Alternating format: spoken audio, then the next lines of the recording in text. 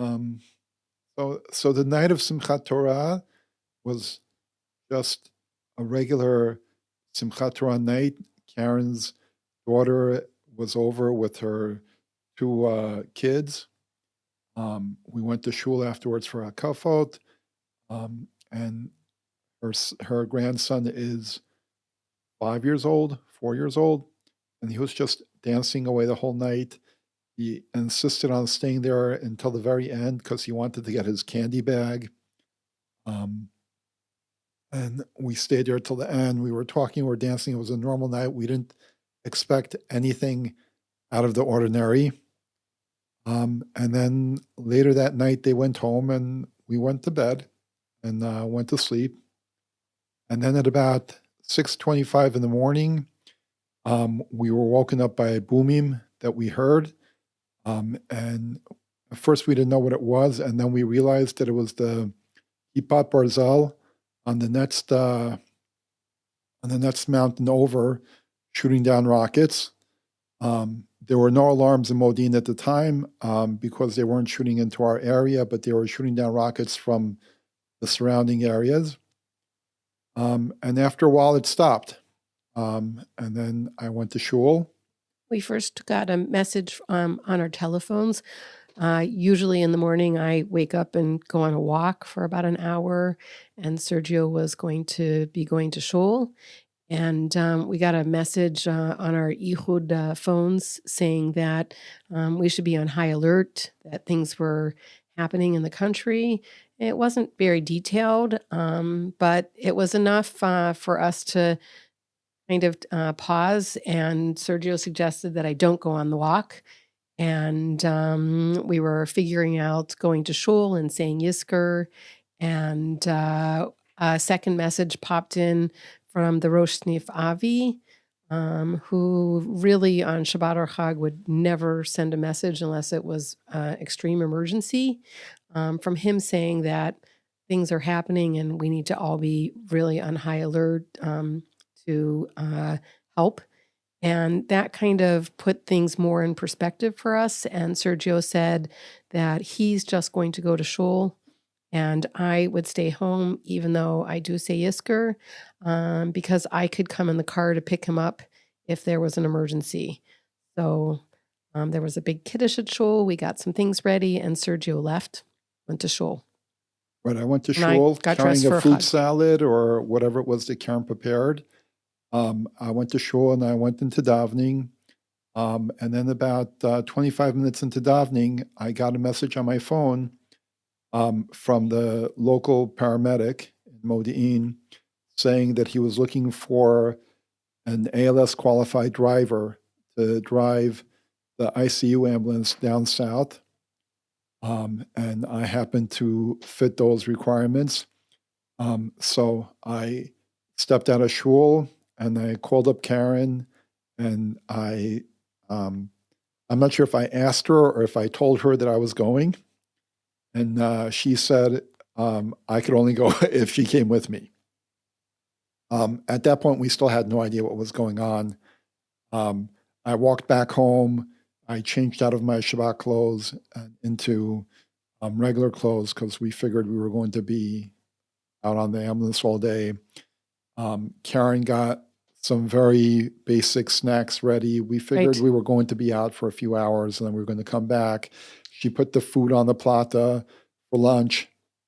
I opened our pantry and I quickly realized that I had made Simchat Torah bags for all the grandchildren. I have 9, and everybody had a special bag, and I had filled every potato chip and cookie I had in the house into those bags, and the only thing left on the shelf besides dry pasta and rice was a bag of lollipops. And I was like, wow, we're going to come home for lunch. Maybe we'll need some energy. And for some reason, I grabbed a big handful of lollipops and I stuffed them in my pockets. I had, at the last minute, I was dressed already for Chag, changed, and was pulling out clothes and decided to go with my black jeans at the time. And I filled the pockets with lollipops. We grabbed a water bottle and we drove directly to the Beit Mitnadev of United Hatzalah and Maccabim. because we were meeting the paramedic and the ambulance there to get equipment. Right. So we got to the Beit Mitnadev, and the first thing that we did was we got fitted out for helmets and flak jackets, which was a little unusual. There are some flak jackets and helmets in the ambulance, but now we were actually, putting them next to us in the ambulance, making sure that they fit right, and that we were ready. We waited for one other EMT to show up, and we actually picked her up on the way. Right, but we got her equipment ready, and then we started going. Itzik was in touch with the Moked, Itzik's the paramedic, and they told him to go to Tzomet Cheletz. The flak jackets and helmets were really heavy and uncomfortable. He told us that we just needed to load them in the back of the ambulance. Don't worry, we're not going to have to wear these. Let's just get on our way. He brought a box filled with extra equipment, extra saline, and different things that he had grabbed before we ran out of the Beit Mitnadev, and we set off for the south. Right. And then on the way, Itzik starts scrolling through his phone and looking at what's going on. He's seeing that there's a lot of rocket fire down south. There was still no real information about what was going on. And he said, probably by the time we get there, we're just going to turn around and come home. There's probably not going to be anything to do there. I imagined in my head that maybe we were going to show up at an apartment building that got hit by a rocket. We're going to be the EMTs to help rescue people in the building. I was trying to let my mind wander to how bad this was going to be. I was practicing in the back with the other EMT on putting in IV lines and kind of trying to get prepared for, what possibly could we be getting ourselves into. So as I said before, we had our flak jackets and our helmets next to us, and we weren't wearing them. And then at some point, rockets started falling in the area. And Itzik said we had to pull over and everyone had to put on their flak jackets and helmets. I'm not sure if there was a bomb shelter near there that we ran into or we were by. That was already after. We made it to Cheletz. We pulled up there. And there was a large tender with a large gun mounted on top of it with several people in it with guns. And he motioned to us, follow me. We need to get into Sderot. He told us there was a young boy with a serious stomach wound and we needed to get there to rescue him. Off. They wrote behind him. Right. So we went to Sderot. And Caryn didn't see this because she was in the back. But I was in the jump seat, so I had a bit of a view, but not very much initially. Right. But as we pull into Sderot, we made the right turn into Sderot from the main highway. And there was a bus stop. I saw bodies by the bus stop. And we didn't even stop, which is pretty unusual. We would normally check to see what was going on, but we didn't stop. We just kept following this pickup truck. And he weaved his way through the streets of Sderot. Sometimes we had to drive on the wrong side of the street because there were bodies on the street. And at the same time, there was just some crazy sights. Like there were people who were walking with their talit to shul still, and if they had no idea what was going on. And eventually we got to a point where we were about 200 meters or so from the police station in Sderot, where there was a battle going on between the police and terrorists. And they told us to pull over and wait there near a bomb shelter. Right, so we never did locate the boy. We couldn't get on the roads to where he was. So to this day, I don't know what happened to him. Somebody was able to rescue him. But we did arrive not far from the police station. And at first it felt like a relief to step out of the ambulance. But you could just hear constant gun battle. And immediately after getting out of the ambulance, a siren went off. In Sderot, there are a lot of bomb shelters along the sidewalks, and we all just ran inside, packed in with a group of people. And Itzik, when we came out, was kind of, he said, like, we need to get moving. Like, we're not helping here. They're not bringing us anybody. This doesn't feel like a good place to be. He called the Moked to find out where it is that we could go or be that would be helpful. And I remember they sent us to wait in a certain area, and he turned around and he said to us, I've had this happen to me before. They get us all hyped up and we come down here and then nothing happens and we all just go home. And I kind of was like, okay, I'm ready. We're still wearing our flak jackets and helmets, so we'll go home. And we won't end up helping anyone that day. And I think those were kind of like famous last words at that point. Right. At that time, we still had no idea of what was really going on. I mean, like, we knew that there was a battle at the police station, and apparently they had driven through Sderot to get there because we saw the bodies, but we had no idea of how bad it was. We left Sderot, and the day is kind of a blur to me in terms of driving, so I'm not sure where we drove next. But eventually we ended up picking up a soldier who was badly injured. It was another ambulance that pulled up next to us. They saw we were easily recognizable as an ICU ambulance because our ambulance was yellow. And another ambulance pulled up next to us. And literally, I'd say in 30 seconds, the patient was out of that ambulance and in our ambulance with Sergio headed to the hospital. I was in the back. I was in the seat that was by his head. He was clearly a soldier, young, and he was still conscious by miracle.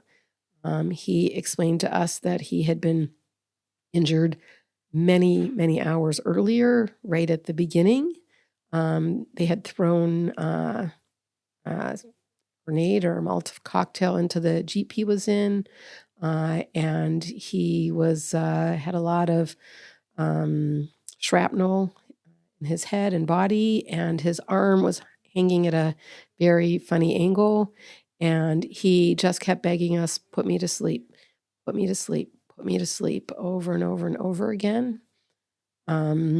I was in charge of setting him up with oxygen, and I remember thinking to myself when I pulled the elastic cord around the back of his head that he had so many shrapnel wounds that I didn't know how to place the elastic. It was more important that I got him the oxygen. We were trying, Itzik and Naomi, the other EMT, to set up a line for him, get him medication, wrap his arm for him. His blood pressure was very, very low. And as I'm trying to get out gauze to stop bleeding and check the oxygen, I'm realizing that we're just being tossed all over the ambulance. Sergio's driving, which I knew the hospital was far, but I couldn't understand why we were being thrown literally right, left, every which way, to the point where I just sat right down on the floor with my legs around the stretcher in the back of the ambulance, and there was no way that we could sit in the seats and take care of the patient. And it was a long drive. I don't remember how long. I usually drive much better than that. Itzik told me that, like, we had to get to the hospital right away. And it's an area that I'm not familiar with, so I put it into Waze. I think we went to... The first one was Soroka. We went to Soroka first. So that's in Beersheba. I know where the hospital is because we've driven by it a few times, but I've never been inside it before. And I just drove like crazy. And part of the reason that they were getting tossed around in the back was because some of the roads at that point were obstacle courses.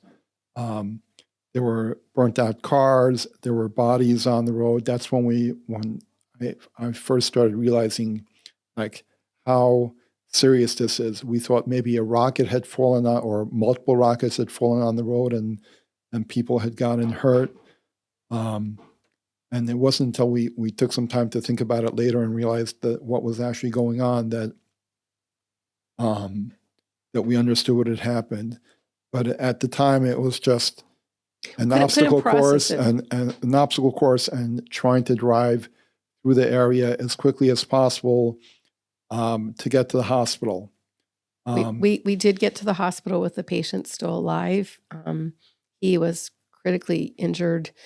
You take them out of your ambulance at that point. It was still early enough that there was hospital staff outside waiting to take the patients. So he was quickly taken in. And I remember going to the bathroom in the hospital.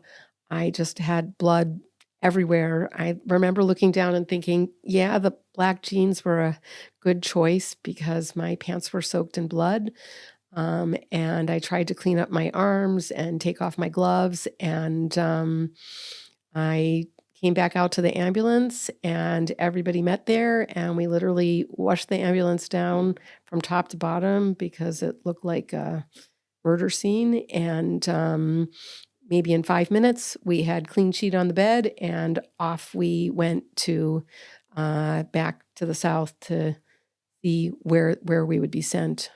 I believe our second... Right. So normally, like I said, I drive an ambulance almost every week.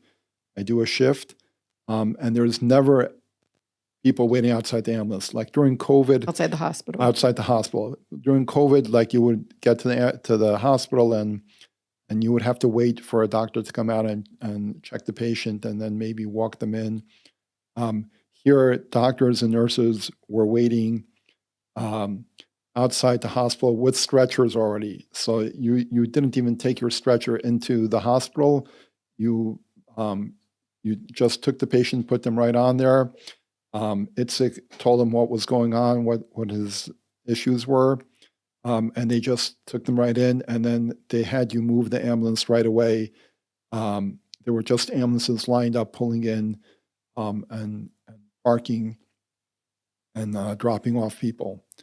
I actually parked the ambulance and I went inside and I saw someone else from Modiin that I recognized, who's a paramedic in Mada, but he's in Pikud HaOref, and he was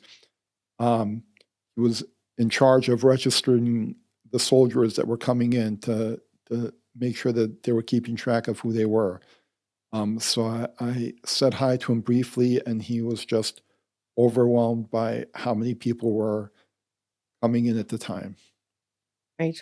We set off and returned to the area, and we had been in touch with the Moked, and they were sending us to a very specific area to help. I believe it was a yeshuv. I don't remember which one.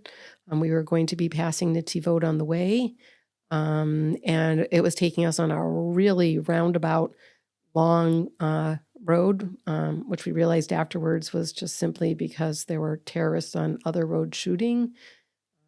And as we were approaching Tzomet Netivot, our red alert went off. I remember we opened the doors of the ambulance. There were some soldiers standing there. There was a little migunit right there, and all of us just ran right inside of it. The red alert ended. We all jumped back in the ambulance and took off, and they announced that they were bringing on the radio a seriously wounded soldier at Tzomet Netivot. And I'm like, we're at Tzomet Netivot, it's 1 minute away. So we called in that, our location, and we literally pulled up. An army ambulance came out. We pulled up next to it immediately, and within seconds, we had another soldier in the back of our ambulance. If I had thought the first soldier was seriously injured, the soldier was in a lot worse shape, and we had very hard time getting an IV into him. We worked on him. His blood pressure was so dangerously low. I remember learning in my course that if your blood pressure is, under a certain number, it's, you're going into shock. And I was like, he's way under that number. And there was obviously concern, were we going to get him to a hospital fast enough? He was taken to Barzilai. He was taken to Barzilai. I think probably because some of the roads that we had driven on were too dangerous to go back on. And in the front seat next to me was an officer who had been in the ambulance with him, and he was just suffering from PTSD.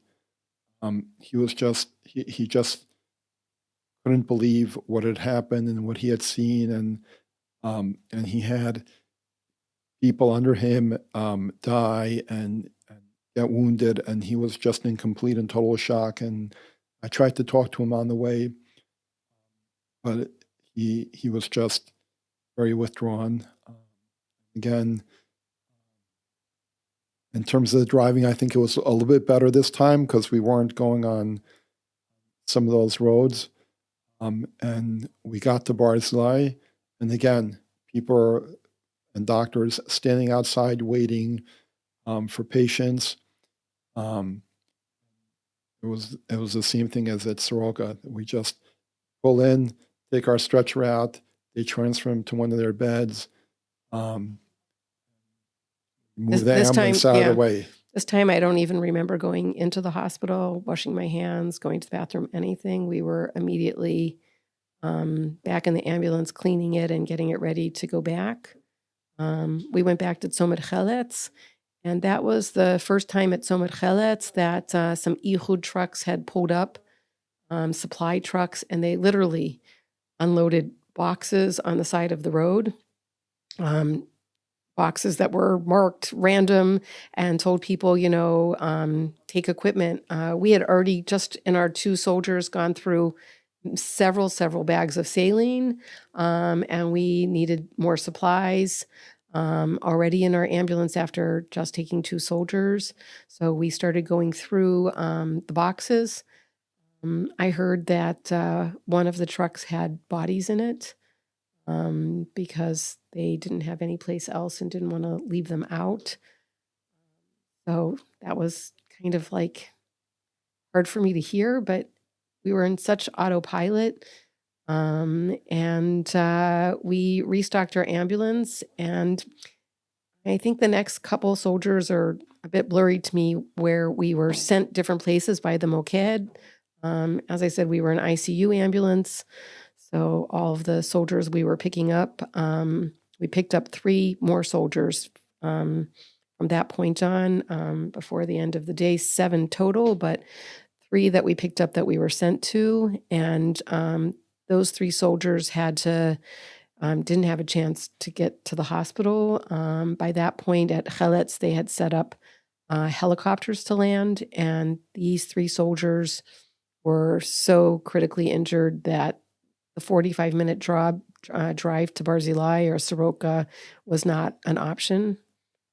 So a couple of things about Cheletz, like Ehud did a really good job getting equipment out there and getting spare equipment out there. I think the biggest problem was that, and this is natural, but at the beginning it was very disorganized. They had a truck with medical equipment, and basically they just dumped all the equipment on the side of the road. And then the crews were having to dig through the different boxes to find what we were looking for. So it took a while to find the right box and find the right size gloves or the saline or the right size IVs that we needed to replace. Later on in the day, when we were back there later on, it was much more organized and things were stacked and organized, and it was much easier to find. But at the beginning, it was chaos, and I think that's just natural. There's no way around it. The other thing is it was Chag day, and because it was Chag, nobody came with food or water. Like, it was great that they were bringing us supplies, but not that we were hungry, but there just weren't normal supplies that we needed. Bottles of water, something to eat, because it was much more important to bring supplies to us. And I remember at some point, my son, who lives in Beersheba, started sending me some messages. And, I'm Shomer Shabbat, and I saw them, and things are crazy. So I did respond on my phone, and he's like, "Where are you?" And I said, "I'm in an ambulance in the south." He didn't believe me. He's like, "Are you sure? What do you mean you're in the south?" And I said, "I'm at a tzomit called Cheletz." And he's like, "Let me look that up. Where are you? I don't think that's safe." And I said, "I'm in the ambulance. I'm with the crew. I have on a flak jacket." I said, "Don't tell your sisters." One daughter is very religious, and I knew probably would not be looking at her phone, or expected she wouldn't. One other daughter isn't. And I said, Don't worry, Mira. Don't tell anybody I'm here." And we continued receiving only very seriously injured soldiers, and it just became like a relay race of Moked sending us to a pickup point, soldier being loaded in to our ambulance, and then at Going that, to Tzomit Cheletz. right, and bringing them back to Tzomit Cheletz to the helicopters. The first helicopter that landed was actually the Ichud helicopter. We got 4 of us, and we put them on the stretcher, and we carried them to the helicopter, loaded them in. I think that at some point, the Ichud helicopter wasn't allowed to fly any longer by the Misrad HaBriut for some reason. And then after that, Army helicopters started landing. Huge helicopters, and we were loading a lot of patients onto them at the same time. It was pretty organized. They had doctors in the field. There was definitely like certain doctors who were in charge. You pulled in with your ambulance. They asked what the extent of the injuries were. Soldiers had to be prepared for the helicopter. They hadn't already been intubated, which sometimes some of the rides were almost impossible. It was like we were being thrown everywhere in the ambulance at that point, going back and forth to Cheletz. So we couldn't always successfully intubate or get a line in. So as soon as the ambulance stopped, different people would come into the ambulance to prepare the patient for the helicopter ride. Because I was usually at the head of the patient, I want to say I was like stuck in the ambulance for most of those procedures. And it was scary for me to see this soldier hooked up to the monitor and his vitals being so dangerously low, or just thinking, are they really going to be able to save him? I think all the soldiers we took that day probably ranged in age between like 19 and 21, which broke my heart, younger than my own children. But I kept thinking in the back of my head, like, they're strong, they're young, they have, good chance of pulling through this. One soldier, we had to take off his watch, and the paramedic had it in his pocket. So we had a lot of back and forth the Cheletz. And in the late afternoon, we got to Cheletz with our 5th soldier. And it was clear that there was a discussion going on between different people in charge in Ichud and different ambulances. And we were then told at that point that a decision was made that there were already 50 people in Kfar Aza that had been injured, and that we really needed to get a group of ambulances to Kfar Aza to start trying to rescue civilians, families that were living there due to a terrorist infiltration. We set off in a convoy of about 5 or 6 ambulances. I Remember, we were the second ambulance in that convoy, and we were all on the same radio channel. And driving to Kfar Aza meant riding down the road of death.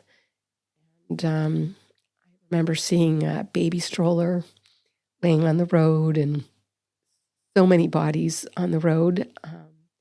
And maybe 5 or 10 minutes into that drive, one of the ambulances closer to the back, who maybe had gotten the South leader in that day, called in to the head ambulance. We all heard on the radio, and he's like, where are you taking us? Is this safe? Like, what's going on? Are you sure that we should be driving here?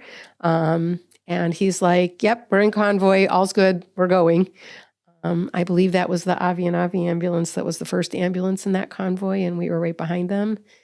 And we got to Kfar Aza, and right as we were pulling up, my son sent me a message, where are you? Where are you? And I said to him, we're at Kfar Aza. And he wrote me back, not possible, not be at Kfar Aza. And I remember looking up, and it had the sign that said Kfar Aza. And I said, I don't know, Ellie, I'm reading the sign. It says Kfar Aza, and it's like right here. We were actually parked right outside the gate of Kfar Aza. There's a gas station there, and we were parked right outside. And the Army was bringing out injured people and families. Well, first, when we got there, they were just bus loads of Chaylim were being bussed in.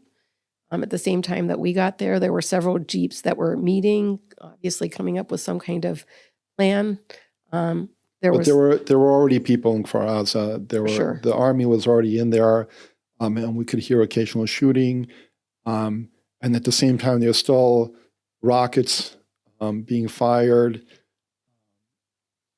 Right, there were several red alerts while we were there. They had the ambulances all line up in a row facing out of the yishuv, so that as patients were loaded in, we would easily be able to drive out. We ended up being the first ambulance in that line. To one side of the ambulance was the entire parking and staging area filled with Chaylim and buses and Jeeps. And to the other side of the ambulance was just a sidewalk with an orchard. We got out of the ambulance door on the side of the orchard. We were still wearing our flak jackets and helmets. My initial concerns earlier in the day of how was I going to wear this all day, and it was so heavy and so uncomfortable. I honestly don't remember any kind of pain from it whatsoever. It never even dawned on me to think to take it off. But we were standing on that sidewalk, and some soldiers came over to us and said to us, don't stand on this side of the ambulance. Our tour's on this side of the ambulance, and he said, the field right here that we're standing next to is completely infiltrated with terrorists, and it would be much better if you stood on the other side. I remember thinking to myself, what, we're standing next to, I look out in the field and I'm like, what are we doing here? All of a sudden, the day started catching up with me. I'd seen all of those bodies on the road. They're telling me there's terrorists infiltrated in the field next to us. There's just tons of gunfire that's just getting louder as time wears on that we're there. And then the smoke starts. Very smoky there. There were definitely moments where I didn't know if my eyes were watering from the smoke or from the tears. We were in Kfar Aza for quite some time. My son kept sending me messages. I think you should leave there. I don't understand why you're there. You really need to get out. And I was definitely starting to get concerned. It was becoming later in the day, so the sun was going down, and I thought, I don't want to be here in the dark. At some point, they did capture a terrorist from the orchard and load him into a police car. He was screaming. It was really loud, and it was, 20 feet from me. It was not so far away. I couldn't believe it. And I just kind of look around, and it doesn't seem real. I noticed a young man sitting on the sidewalk where they told us not to be. I went over to him, and he was kind of sitting in a ball, his arms around his legs, his head down, wearing shorts and a kind of t-shirt. And I went up to him and he really wasn't responding. I wanted him to move. They had told us that space wasn't safe. And I realized after a minute, I had done some psychotrauma Chosin training, a course about half a year earlier. And I realized that this is somebody who's going through a severe trauma. And I take his hand, kind of check to see if he's going to give me permission to do that.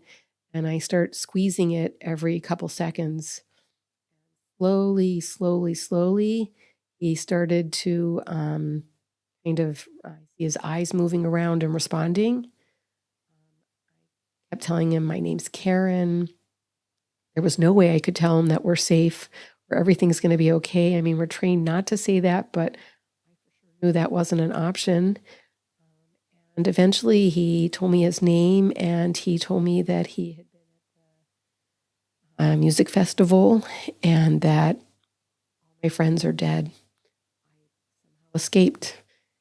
And he said he ran into the orchards by the festival and I looked at his legs and arms and they were all scratched up from, different kind of thorns. And he said that since early in the morning, he's never stopped crawling. He's been crawling through fields and orchards. He heard terrorists. He doesn't know how he wasn't caught. He got to this orchard and he saw our ambulances, knew that we were Jewish, and so he felt it was safe to crawl out. I went to the ambulance and I had a bottle of water that I brought to him, and slowly, I got him to get up off the sidewalk. I got him a flak jacket and a helmet that was extra in our ambulance and had him put it on. And I loaded him into our ambulance and he said, "Can you take me out? I want to get out." And I said to him that, our ambulance was for injured, needed to be rushed for critical care, and that I knew that he was hurting. And I was going to make sure that he got out. And if there was a space in our ambulance, I was going to take him. But we weren't leaving until we had somebody injured to take. And I didn't know if we would have a space for him in our ambulance. At that point, I tried to talk to different people in the area. There were people doing logistics. They said that they had buses that they were going to be loading people on as they brought them out of the kibbutz and to take them to safety. So I directed him there. I told him he could stay with me until that point. And right around that time, a Jeep came driving out of the gates from Kfar Aza, an army Jeep. So our focus shifted and we saw two families get out of the back of the Jeep. Two couples, each with two children, one mother that was pregnant and one family that had a dog. And when they stepped out of the Jeep, the back of their clothes were covered in blood and the blood was dripping down their legs. It took us a minute to realize that they hadn't been injured, just that the Jeep must have had somebody who had been critically injured, bleeding on the back seat that they were all pushed into. And we loaded the two families into two ambulances that were waiting. We have an ultrasound in our ambulance, and the paramedic wanted to do an ultrasound of the pregnant woman. You have to understand, they had on no shoes. They looked like they were wearing pajamas. They had no phones. They were definitely just ran out of their house somehow, lived close to the gate, and got into this Jeep and got out to safety. And as we're trying to calm down the children, I mean, they were young, maybe 2 and 4 years old, each of the kids that were there, a red alert went off. We open up the ambulance doors. These families don't have on flak jackets and helmets, and we direct everybody to lay down in the dirt of the orchard where we were told not to really even get close to. And the parents, the father, tries to lay on top of 2 of his children. And kids are both crying pretty hard. between the siren going off, there's a lot of smoke outside. The gunshots are really loud. Kids are screaming, crying. I don't know why at that moment I remembered lollipops in my pocket. So I reach into my jeans pocket and I pull out lollipops. And there's just something in a moment with a young child that you offer them a lollipop. It doesn't matter what's going on around. Their eyes kind of focus in and they become really big. And I remember the little boy turning his face to his father and saying, Efshar? His father's like, Betach. And so I gave all of the children lollipops and a few spares because I knew this day was not going to end quickly. And we all got up after the red alert. And at that moment, another Army Jeep came out of Kfar Aza. It was a tank that came out of Kfar Aza. Suddenly, people start running to our ambulance and pull the stretcher out and saying they have wounded inside. Let's get them on your stretcher. And they just take our stretcher. Itzik and I are chasing after our stretcher. And we have the monitor with us. And they pull someone out of the back of the tank. They put them on the stretcher and they start running back towards our ambulance. And Itzik grabs the stretcher and says, hold on a second, just wait. Like, let's see what's going on first. He looks at the soldier. The soldier was unfortunately dead. He says, we're not taking him. We can't do anything with him. And he tells me to hook up the monitor, and meanwhile, he's going to go back with the other EMTs who ran out and are going to look at the other soldier that was brought out on the tank. So, as I said, I'm an EMT. I'm not qualified to pronounce someone dead, but there are extenuating circumstances, and I hooked up the monitor. No reading at all.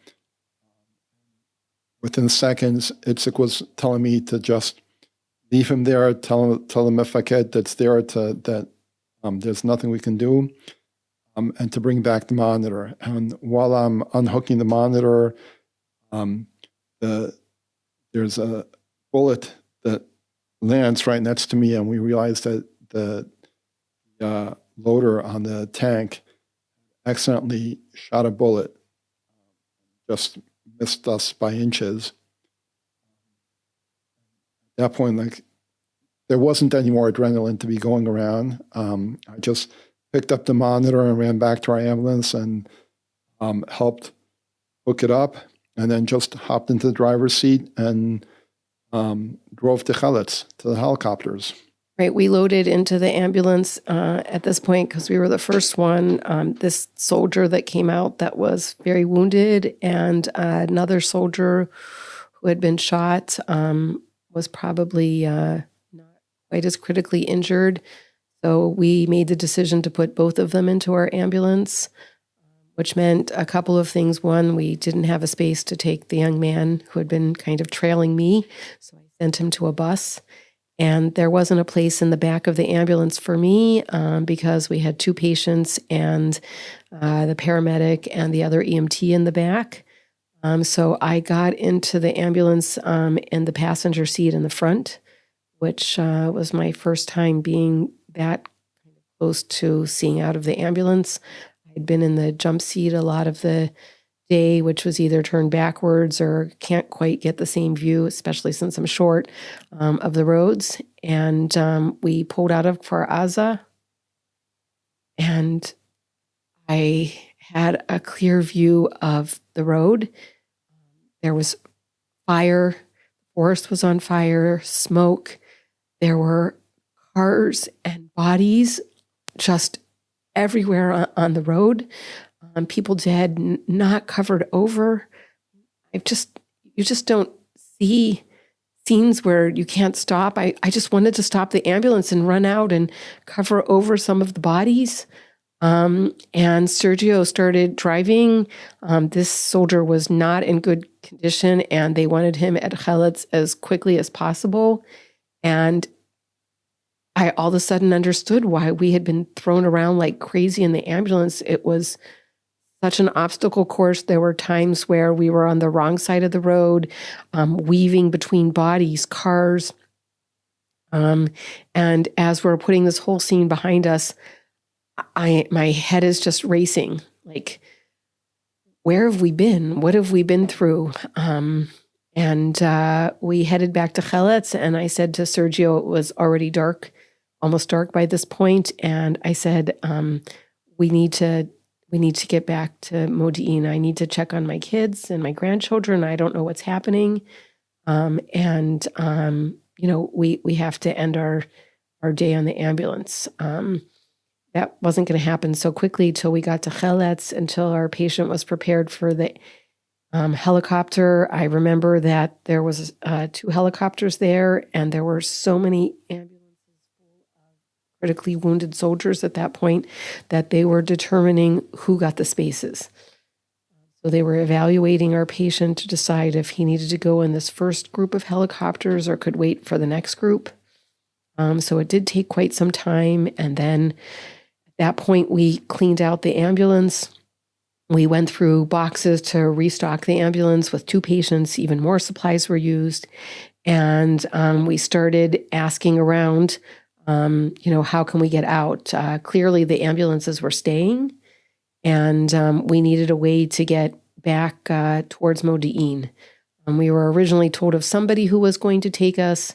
They never successfully found us, and kind of a lot of people, once Chag was over, people started arriving with food, with drinks. At that point, even though people were handing me things to eat or drink, I just couldn't stop seeing the blood on my hands. My pants were soaked in blood. I had no ability to eat or drink.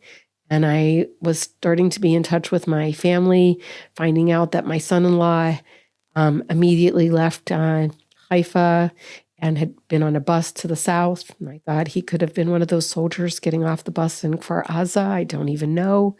That my daughter, who lives in Yad Binyamin with 6 children and has no safe room, had been in the miklat outside on the road for endless hours as rockets were being fired, and they wanted to come to my house because I had a safe room, and they were waiting for me to come so I could take them. As we're standing there waiting, another red alert goes off, and we, still wearing my flak jacket and helmet, we just throw ourselves face down in the mud until it stops, and we're waiting by the entrance for a way out, and somebody comes running in. They call my name.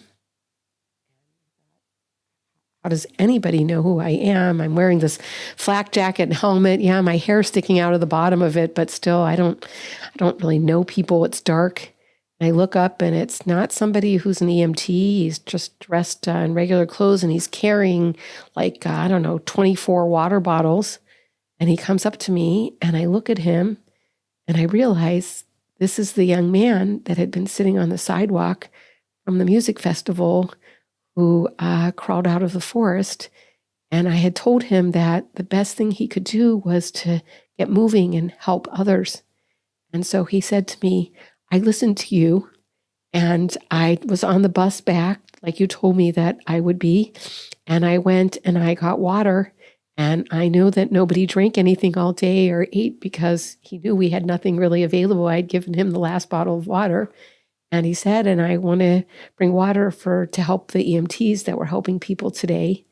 And where's your husband? He knew my husband was with me as the driver. So I got Sergio, and he gave us so proudly each a bottle of water.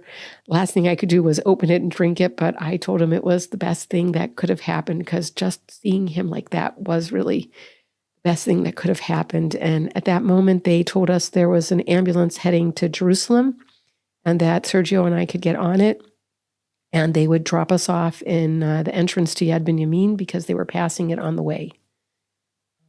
we climbed into the back of that ambulance, and it was carrying a soldier to Har Chotzvim. Obviously, hospitals in the south couldn't handle all the patients. He wasn't as injured.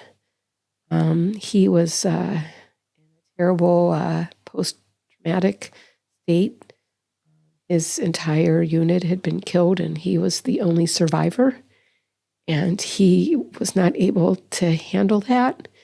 And the entire ride from Cheletz until we got out at Yad Binyamin, he never stopped crying and sobbing. And it was such a bittersweet moment because I was relieved to be getting out and getting to my children. I was so pained for the soldier and things that we had seen.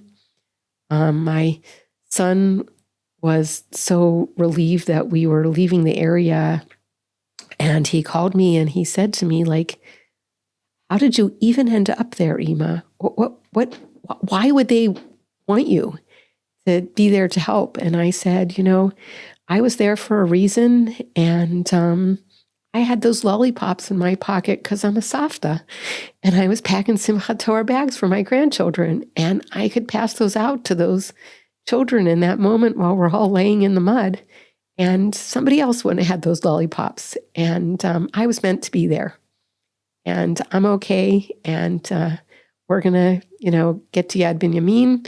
My daughter and son-in-law were both waiting in the car with the grandchildren, 2 cars, and Sergio and I each got into one of the cars, and we headed back to Modiin. The kids are really excited because now we're in flak jackets and helmets. We still have the flak jackets and helmets on, and this is like an adventure for them. Aside from the fact that they're terrified out of their minds because of the rockets that have been landing all day, now this is an adventure. That Savta and I are wearing flak jackets, and we've been out all day, and we've been doing things. Caryn was with her daughter, and she drove back to our house, took the food off our plata. It was probably already like 9:00 at night, 9:30. Right. And I asked to be driven to the Beit Mitnadev. Get the car. To pick up our car that was still there. I came home. I lined up all the grandchildren on our couch. My daughter, who had come by Simchat Torah night, had left a family calendar with pictures of the past year. And I told all the kids to sit on the couch and look at the calendar that Savta had to go get in the shower. I had to take the clothes off. I had to take a shower. Sergio was on his way back from the Beit Mitnadev while I showered. And by the time I got out of the shower, because I was in there for a long time, he came into the bedroom, and I remember saying to him, I've been in the shower forever. The kids are waiting for me, and I can't get the blood off. I tried washing it off. I tried getting it off my hands. I tried scrubbing it. I have this special scrub in my shower, like nothing. My hands are still with blood.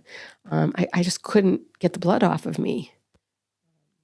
And then I looked at her and realized there is no blood on her. She's just also post-traumatic. So I called up Naomi, who had been with us all day. She's the other EMT with us, but she's also in charge of the psychotrauma unit, Modiin, and told her that Caryn needed to speak to someone. And she said, we're going to get back to you. Be around at 10 o'clock on the phone, and someone will get back to you. I set up a bunch of mattresses. We have a mamad, 2 beds in it, actually 3. And I have 6 grandchildren, and I asked, we have 2 extra bedrooms, and we usually put 3 and 3. And I asked who wanted to sleep where, and everybody looked at me with giant eyes and said, we're all sleeping in the mamad. I said, well, I don't have enough beds. And they said, we don't need beds. So we moved mattresses and blankets and pillows and everything. The whole floor was covered.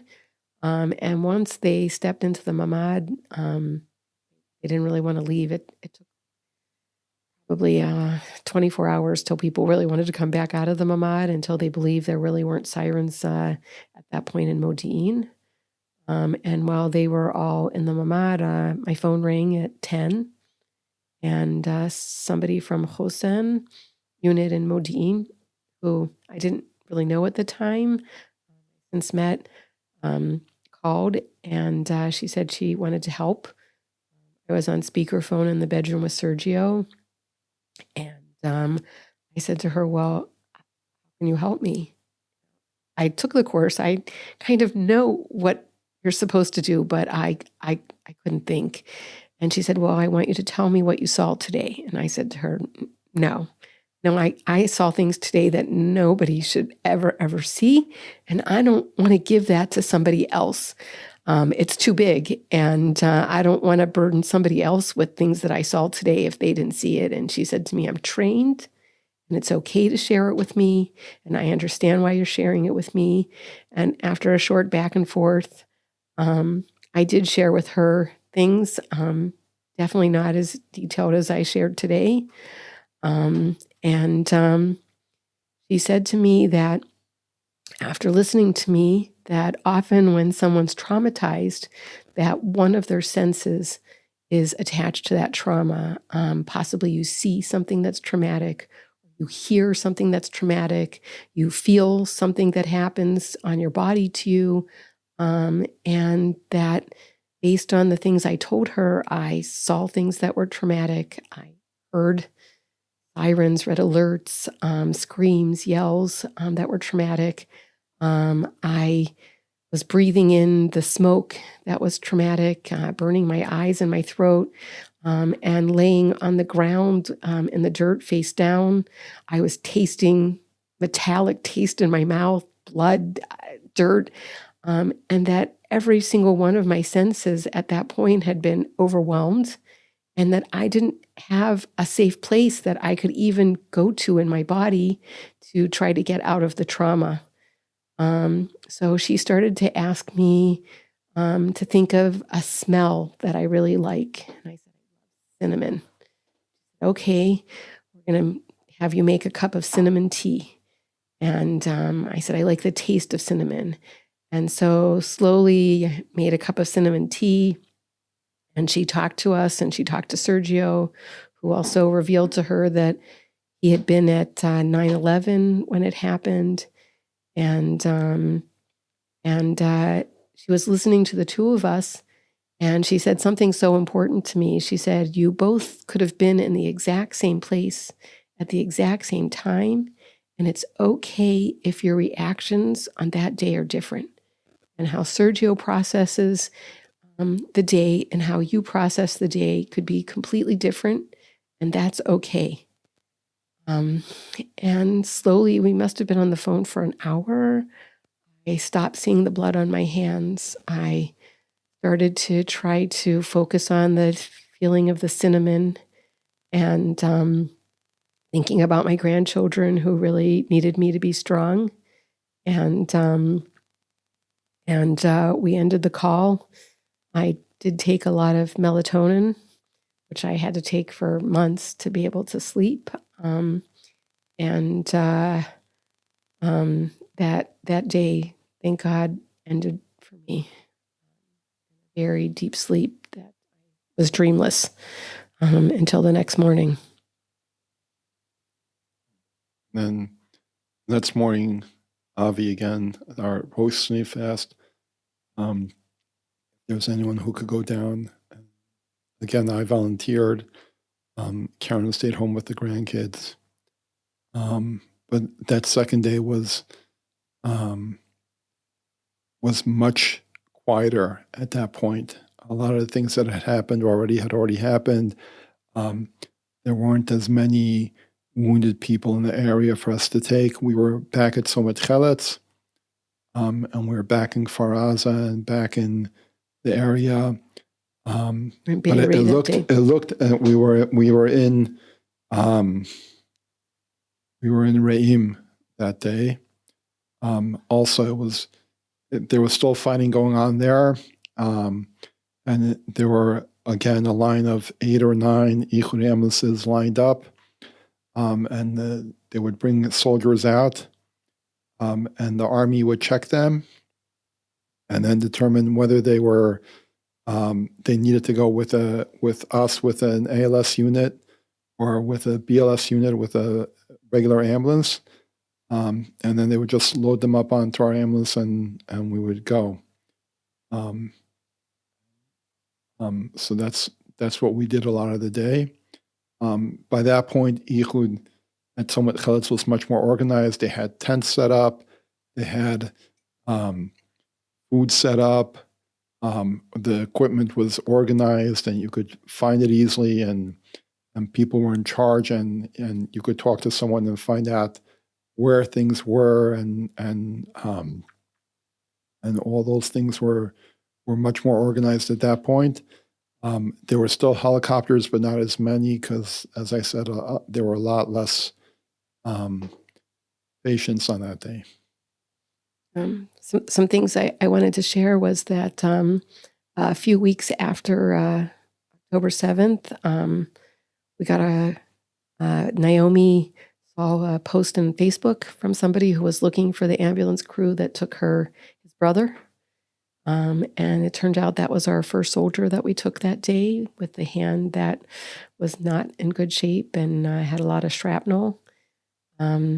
All four of us got on the ambulance and we went. He had been moved to Beilinson. No, he was in Ichilov. In Tel Aviv, and we all came to Ichilov. He was in Shikum and rehab, and we got to meet him. And he was standing and alive. His arm was still needed a lot of rehab, but it was such a moment for me to see one of the soldiers alive.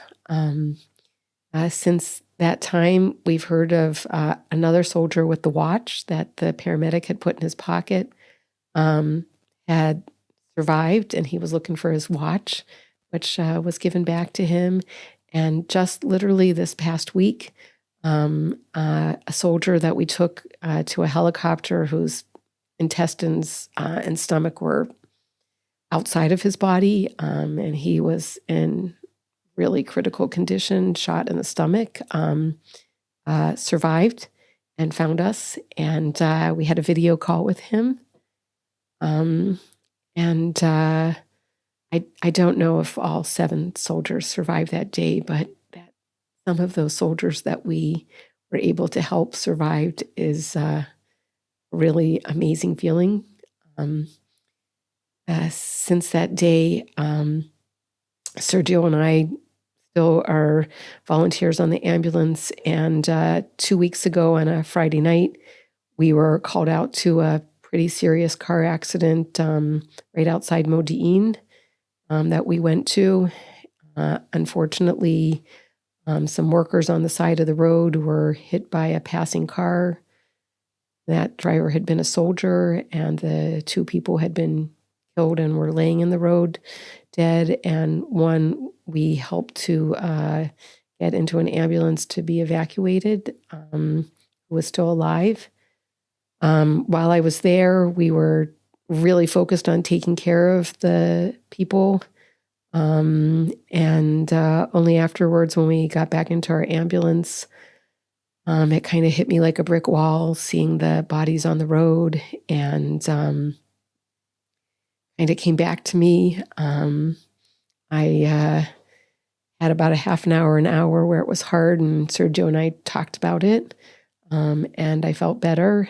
This was just a couple days before Seder. And then on Erev Pesach, we were invited to a friend's for Seder and first day of Pesach in Beersheba. And on the way, I insisted that we stop in Yad Binyamin at the grandchildren to bring them all bags for Pesach and to say hi to them and wish them Chag Sameach, even though we were going to see them again on the Chag, but it just seemed like such a good opportunity. There had been a terrible accident on Kvish 6 to the south, and Waze rerouted us. Instead of having to drive 2.5 hours and sit in traffic on Kvish 6, it was taking us a much quicker route in 1 hour and 20 minutes. Normally it's 45 minutes to get there from that point. And we set off just chatting in the car and getting ready to go to Seder. And we turned onto a road, and immediately I looked at the number of the road and the sign, and it said Sderot this way and Nitzivot and Chaletz, and I completely was thrown back to that day in the ambulance. I couldn't stop seeing the bodies on the road. Stroller, I saw it right on the corner. We turned that corner right again, and I saw it. I couldn't stop hearing the booms. We passed Sderot, and I just couldn't get out of total panic feeling. Sergio was driving, and we called Ehud. They weren't immediately able to help us, and Sergio had this idea to call Sharon Slater, who I know is in the Chosen, because I came to a talk with her to tell my story to a group that was visiting at the main headquarters. And even though we were 2 hours before Seder on Erev Pesach, and she was for sure hosting people, she stopped everything, and she sat with me on the phone as we drove through Nitzivot. We drove right past Somet Chaletz, Sderot, right down 232, the road of death. And she was able to get me to refocus and finally focus on the skyline of Beersheba as it came into view in the distance. And finally, when we got to Beersheba, to pull over and get out of the car and get a big hug. And hard. I really feel better. It's been a lot of hard months. I stopped taking the melatonin. I've been sleeping, but sometimes those triggers are just kind of there. And it's hard. On Pesach, Sergio and I decided to go to Kikar Hatufim, and it was a very moving experience. We just try to help where we can.